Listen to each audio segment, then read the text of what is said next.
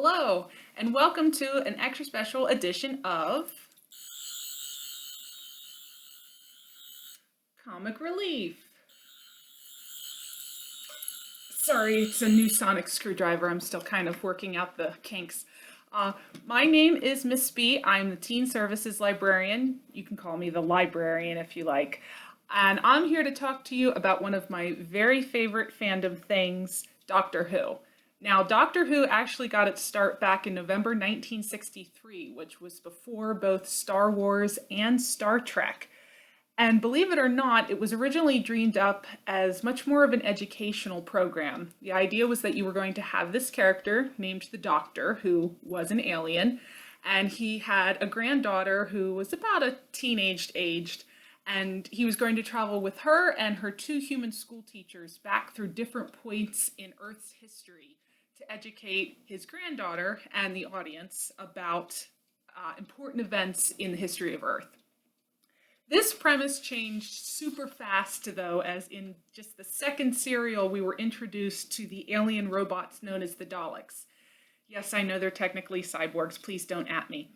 The robots known as the Daleks really took off among ratings and the fandom, and so at that point, it was decided this was going to be much more about the science of science fiction, at least in the idea that one week you might travel back in time to the Middle Ages on Earth, but the next week could see you going to the other end of the galaxy a million years in the future.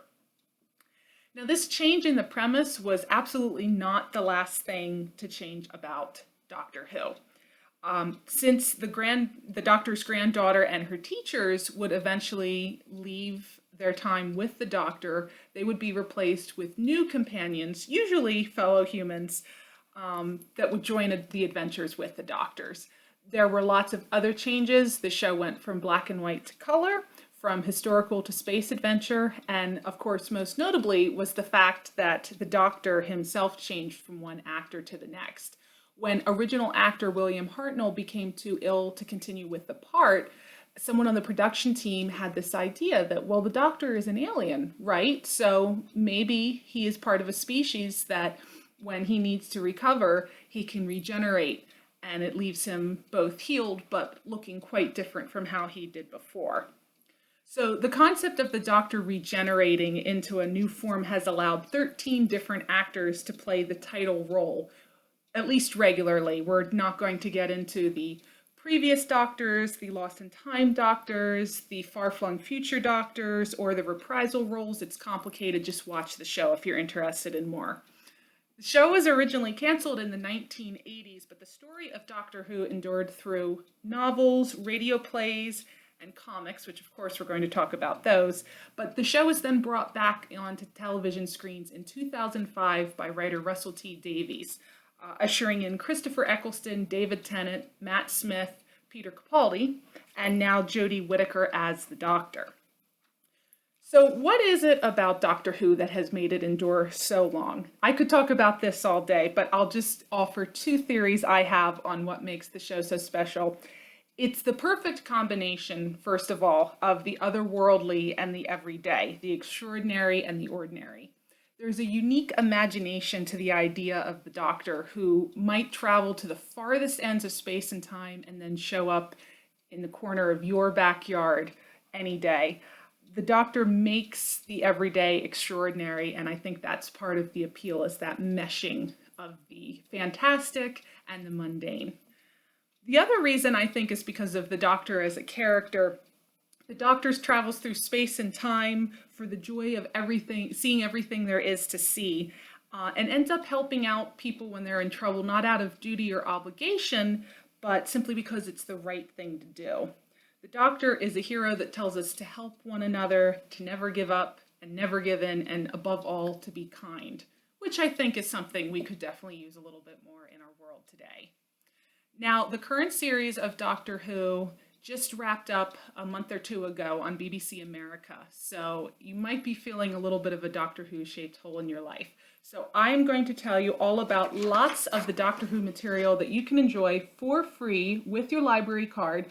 Just a reminder to go to monroevillelibrary.org, look for the Library at Anywhere icon, and you're going to look for either Hoopla or a new service I'm going to talk about briefly today called Overdrive.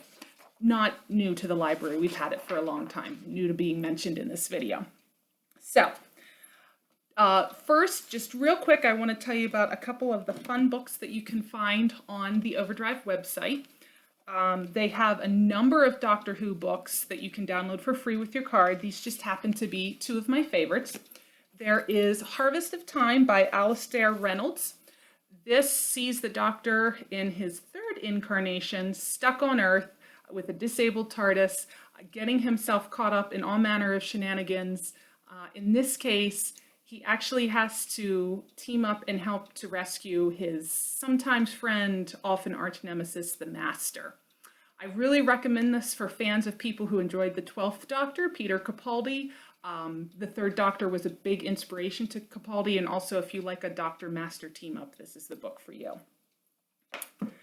Also on Overdrive, we have The Drostan's Curse by A.L. Kennedy, starring the fourth Doctor, Tom Baker.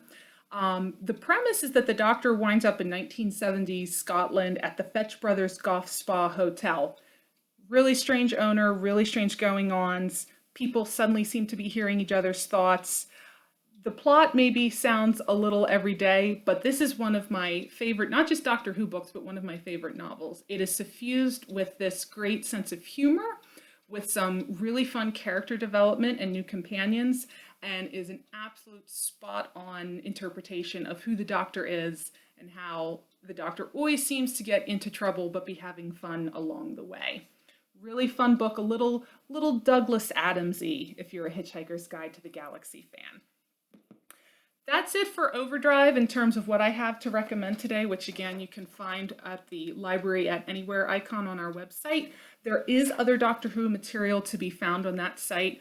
The difference with Overdrive is that sometimes there's a waiting list, so you might have to be a little bit patient for whatever it is you're looking for to become available. But back over on Hoopla, which is my favorite of the two apps because there's never any waiting, there is a ton of awesome Doctor Who material. First off, we have some soundtrack music albums that you can get on Hoopla. They have the albums for 11 of the 12 new Doctor Who seasons. These just happen to be two of my favorites, season 3 and the specials. They were both seasons that featured David Tennant as the Doctor. The music is written by Murray Gold. It is fantastic. It's great music to listen to while you're working out, or if you're working on an art project, because it's very big and bold and catchy and captures the imagination. If you are a fan of the 13th Doctor, Segun Akinola has taken over the music writing duties from Murray Gold, who wrote the music for the first 10 seasons. But now seasons 11 and 12 are by Akinola, and those albums of music are on Hoopla as well. Next up is one of my absolute favorite Doctor Who supplementary materials that you can get, that very excitingly, many of which are available for free on Hoopla. There is a company known as Big Finish, and they put out an ongoing series of Doctor Who audio plays. So they actually bring back the former Doctors, the actors who played the former Doctors, to reprise their role as the Doctor in an audio play format. There is a full cast, there are sound effects, there is incidental music. It very much is like the saying, a movie in your mind. So if you like audio books and you think it could be extra fun to have a full cast and a lot of imaginative additions to help really bring the story to life, I really recommend checking out the Big Finish audio plays on Hoopla. If you search Doctor Who on Hoopla and you set it to audiobooks, it will bring up these. A couple personal recommendations, because it's hard to know where to start. There is The Sirens of Time by Nicholas Briggs, which features a team up between the 5th, 6th, and 7th Doctor. Always a lot of fun. You could also start with Phantasmagoria by Mark Gatiss, who was one of the two creators of BBC Sherlock. That one stars the 5th Doctor and is one of the very first plays, audio plays that they did. So it's kind of a good starting point. And this one in particular, this is Doctor Who's Storm Warning by Alan Barnes, featuring the 8th Doctor. The Eighth Doctor never ran in an ongoing television series. He had one TV movie in the 1990s that didn't do too hot in the ratings, so they never made any more movies. You may recognize him from a little YouTube prequel webisode that was released before the 50th anniversary of Doctor Who, though he looked much different than he does here. But if you're a more fan of the new Who, the Eighth Doctor is a great Doctor to start with because he kind of captures some of the flavor of the classic Doctor Who while also bringing in the sort of modernization of the new adventures. And of course, this is Comic Relief, so I would be remiss if I did not mention all of the awesome Doctor Who comics that are available on Hoopla. First up, we have Doctor Who The Forgotten by Tony Lee and P. Aguirre. It is a 12-issue miniseries featuring the 10th Doctor, David Tennant, and his companion Martha, my favorite. Uniquely, however, the story flashes back to mini adventures with the 9 previous Doctors. So you get a little story with each of the classic Doctors and Christopher Eccleston before, in the last issue, there's a grand team up between all 10 Doctors. Unfortunately, Hoopla only has issues 7 through 12. They're missing the first half of the run. However, because all the mini adventures with the other Doctors are standalone, I still feel like you could start in the middle of the series. You'll still get the epic team up at the end. And it is a really great place if you're like me, who got to know Doctor Who through the new reboot series, the continuing series, and kind of wanted to go back and see what the classics were all about. There's also all of the classic new Doctors do have comics that are available on Hoopla.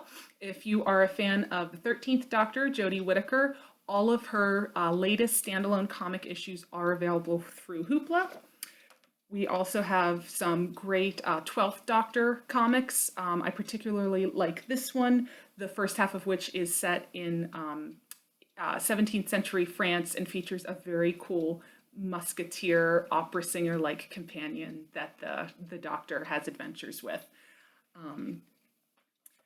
But much to my surprise, the Doctor Who comic that I would recommend the most is the 11th Doctor Adventures. This is Volume 1, Afterlife. It's written by Al Ewing and Rob Williams with art by Simon Fraser and Boo Cook. And I say it surprises me that this series was my favorite because of all the new Doctors. I have never seen an episode of Matt Smith's run. And yet this comic book was so good, it made me love him as a Doctor. I'm sure he's fantastic in the show too. I just happen to not have seen those. But it is a wonderful, wonderful comic run. There's a great original companion character, Alice Obafoon. She works at a library, which, you know, that kind of automatically makes her cool. We meet her after she has just lost her mom, and it's a really beautiful arc for her about her time with the Doctor, helping her to find her way through her grief, while also really answering questions about who she is and what she's made of and what she's capable of.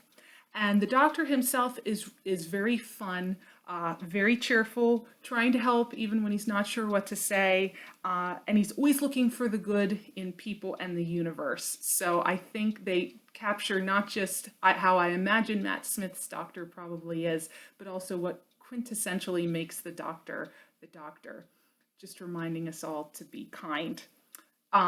Writer Al Ewing, who I've mentioned before in Comic Relief, is probably one of the reasons why I love this series so much. She is one of my favorite comics writers, but I highly recommend it.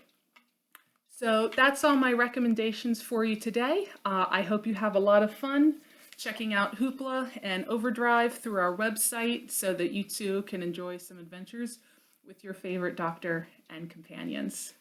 See you next time, and until then, Allons-y.